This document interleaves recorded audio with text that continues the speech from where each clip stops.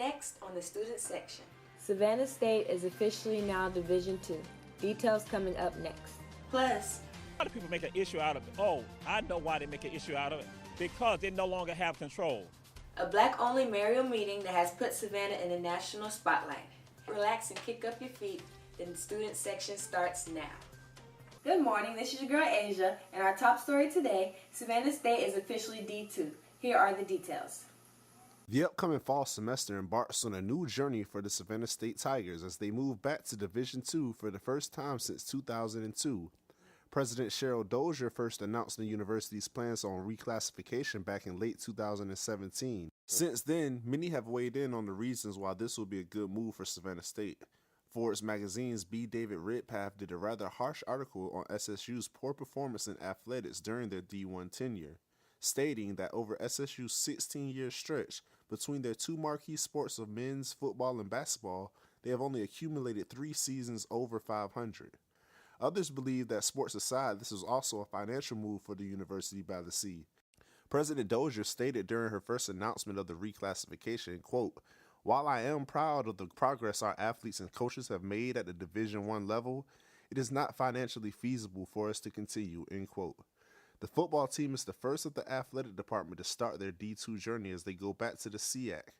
The schedule was recently released where they will play a plethora of other HBCUs in the area like Benedict, Fort Valley, Clark Atlanta, and Albany State. Now here's a live look over Savannah. We'll be right back. On game day, we're rivals, but when it comes to the old Savannah City Mission, we run together. Hi, I'm Baker Woodward, head football coach at Savannah Christian Preparatory School. And I'm Danny Britt, head football coach at Benedictine Military School. Join us March 30th at Forsyth Park. And run or walk for Old Savannah City Mission.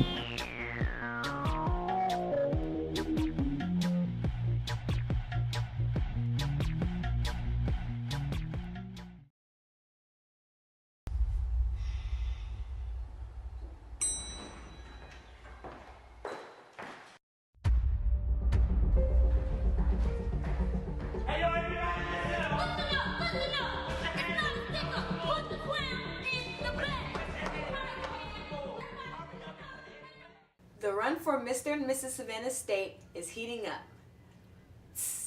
Here's Rico with the Hood News at 6. Good evening, we're live with the Hood News at 6. We're live right up here at Savannah State this afternoon as 2 rising seniors are on the loose right now for robbing a bank this afternoon, but they said Antoine Yarborough and Mariah Truitt are on the run this afternoon. They said Metro and Marshals are looking for these guys, but they said these guys are trying to reclaim the throne this afternoon. So if you guys will, make sure you go and please vote for these guys, Mr. and Miss Savannah State. So make sure you stay tuned with the Hood News at 6, and we'll have much more on this horrific story as these guys rob the bank. Stay tuned with the Hood News at 6. Thank you. What's up, Savannah State? We got some great news. The drought is finally over. We finally got some rain coming in. So ladies, that means sundress season is coming soon. We got a great lineup for the next 7 days.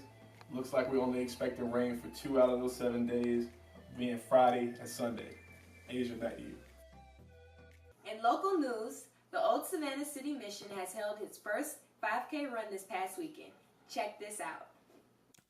This past weekend, the Old Savannah City Mission held their first annual 5K run. The Mission is the only nonprofit homeless shelter within the city of Savannah.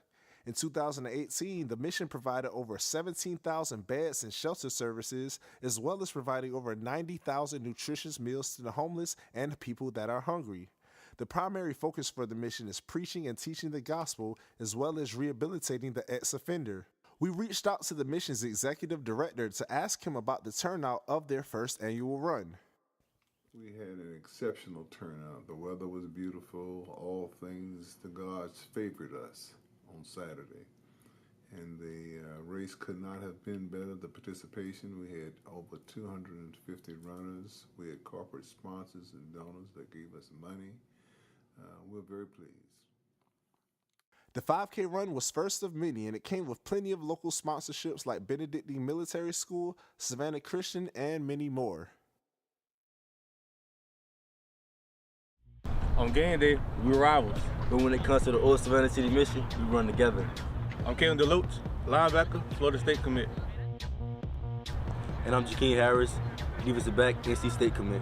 Come join us March 30th at Forsyth Park and run for the old Savannah City mission.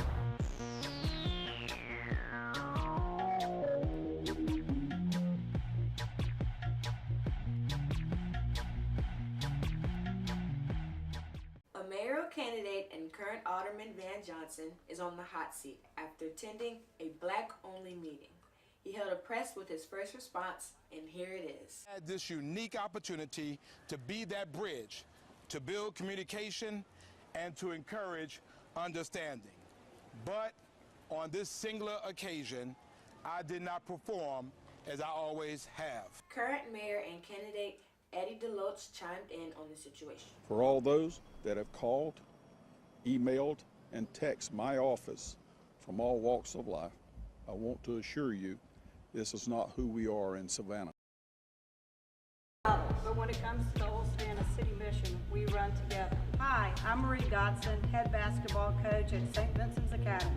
And I'm Bobby Mott, head girls basketball coach at Savannah Country Day School. Join students, athletes, and friends. And run or walk for the old Savannah City mission.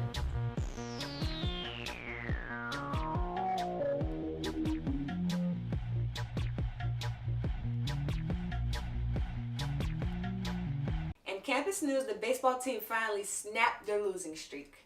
Here are the highlights.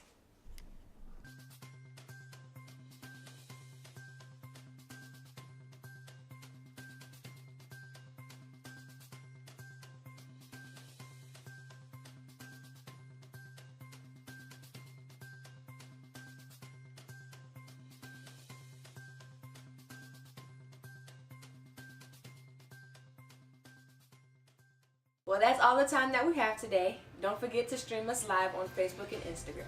Thank you for joining us at the student section.